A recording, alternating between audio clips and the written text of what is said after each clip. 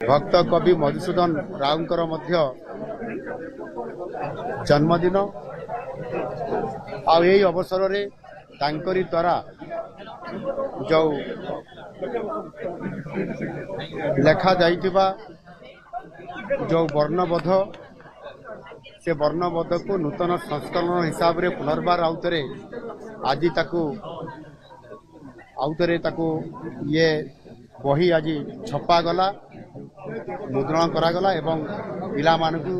यही वर्णबोध को किभली भाव में समाने यही आधार में पाठ पढ़ी संपूर्ण भाव में समाने ओडिया भाषा एवं ओडिया वर्णबोध को समाने स्वतंत्रता देकर आगू को जाई परिबे। बड़ कथा होती यही जो वर्णबोध श्री मधुसूदन राव अच्छी एथिरे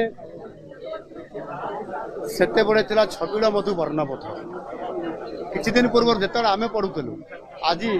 खाली वर्णबोध लेखा हिथिरे निश्चित भाव में जहाँ भक्त कवि मधुसूदन राव